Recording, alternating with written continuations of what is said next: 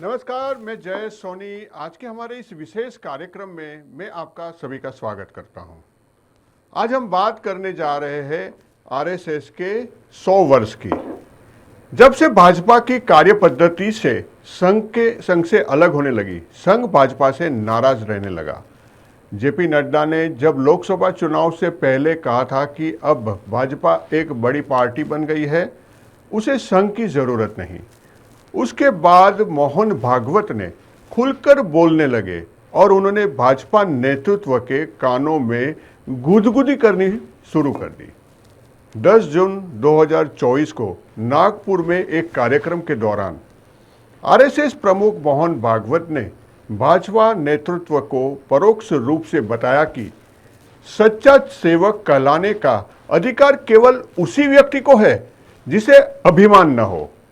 जिस प्रकार से रावण का अभिमान भगवान श्री राम ने आज के दिन उतारा था, आज हम इस कार्यक्रम के माध्यम से आप तक यही बात और यही संदेश पहुंचाना चाहते हैं कि आरएसएस के अनुसार भाजपा के जो बड़े नेता है उसे अब अभिमान हो चुका है कि एक वो बड़े पार्टी के नेता है और उससे बड़ा अब देश में और कोई नहीं है।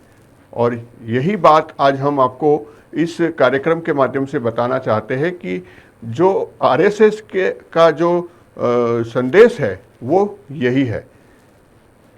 1 अक्टूबर 2025 को दिल्ली में आरएसएस की डाक टिकट और सिक्के लॉन्च करने पर हुए मोदी ने कहा कि आरएसएस वह धरती है जहां अहंकार से स्व तक की और यात्रा शुरू होती है। पहले जानना होगा आरएसएस की नींव कैसे पड़ी।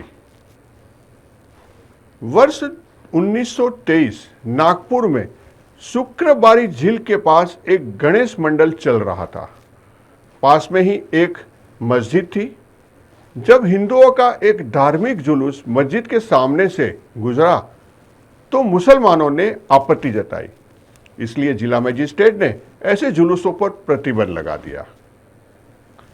हिंदू भी इस बात पर अड़ गए कि जब तक जुलूस को अनुमति नहीं मिलेगी वे गणेश विसर्जन नहीं करेंगे।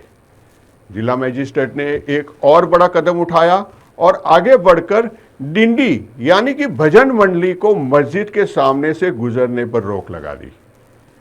उसके बाद दंगे भड़के, हिंसा हुई। 34 वर्षीय केशव बलिराम हेडगेवार को उम्मीद थी कि उनकी पार्टी कांग्रेस के वरिष्ठ नेता हिंदुओं के लिए आवाज उठाएंगे। उस समय कांग्रेस ही एकमात्र पार्टी थी और हेगडेवार कांग्रेस से जुड़े थे, लेकिन कांग्रेस ने प्रतिक्रिया नहीं दी। हेडगेवार ने डिंडी सत्याग्रह, डिंडी का अर्थ भजन मंडली होता है, शुरू किया और जल्द ही लगभग 20,000 लोग जय विठ्ठल का नारा लगाते हुए इकट्ठा हो गए। क्रांतिकारी विचारों वाले केशव बलिराम हेडगेवार को अंग्रेजों ने जेल में डाल दिया था।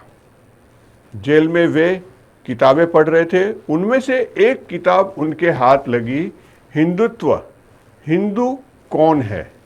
इस किताब के लेखक विनायक दामोदर सावरकर थे। इसी किताब में हेगडेवार को एक मजबूत हिंदू संगठन बनाने का विचार आया। जेल से रिहा होने के बाद उन्होंने संगठन का ढांचा बनाना शुरू किया। अतः 27 सितंबर 1925 को विजयादशमी के दिन हेगडेवार ने नागपुर के महाल क्षेत्र में अपने घर में 5 लोगों के साथ एक बैठक की। इन 5 लोगों में विनायक दामोदर सावरकर के भाई Ganesh Savarkar, doctor BS Moonje, LB Paranjpe और BB डोलकर शामिल थे। हेगडेवार में बैठक में घोषणा की कि हम आज से संघ की शुरुआत कर रहे हैं। विजयादशमी के दिन ही संघ की नींव रखी गई। संघ की स्थापना के बाद 27 अप्रैल 1926 को संगठन का नाम रखा गया राष्ट्रीय स्वयंसेवक संघ आरएसएस। एक महीने पहले मोहन भागवत ने क्या कहा था, इसको भी एक बार समझ लेते हैं। आरएसएस के 100 वर्ष पूरे होने के अवसर पर संघ प्रमुख मोहन भागवत ने दिल्ली में 3 दिवसीय व्याख्यान माला का आयोजन किया था, जिसमें किसी ने मोहन भागवत से पूछा था कि क्या आरएसएस तय करता है कि भाजपा का अध्यक्ष कौन होगा। तब मोहन भागवत ने कहा कि आरएसएस का अध्यक्ष, भाजपा का अध्यक्ष आरएसएस तय नहीं करता। अगर ऐसा होता तो इस समय क्यों लगातार, इसलिए मोहन भागवत ने कहा कि भाजपा को राष्ट्रीय अध्यक्ष तय करने में समय लगा।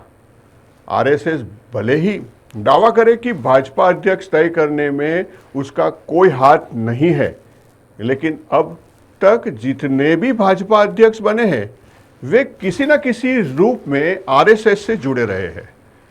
कुछ सीधे तौर पर आरएसएस से जुड़े थे, तो कुछ तो आरएसएस की छात्र शाखा अखिल भारतीय विद्यार्थी परिषद एबीवीपी से जुड़े रहे हैं।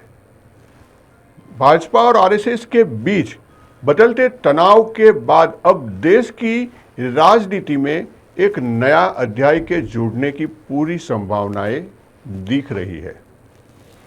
देखा जा रहा है कि जिस तरह केंद्र में उच्च पदों पर रहने वाले नेताओं की विदाई और नए युवा नेताओं का चयन होना और जिनका मान सम्मान इस समय पार्टी में नहीं रहा है, इस नेताओं को पुनः उनका मान सम्मान लौटाना, ऐसी बातों की संभावनाएं अब देखी जा रही है। हम आपको बता दें कि जिस प्रकार की गतिविधियां इस समय आरएसएस और भाजपा के बीच में चल रही है, उसको देखते हुए अब आने वाले समय में हम शायद इस गतिविधियों के कारण कोई ऐसी बड़ी अपडेट भी सुनने में आ सकती है। तो आज हमारे इस आरएसएस विशेष कार्यक्रम में इतना ही। इस कार्यक्रम के जैसे ही रोचक जानकारी के लिए आप हमारे साथ जुड़े रहिए। तब तक के लिए नमस्कार।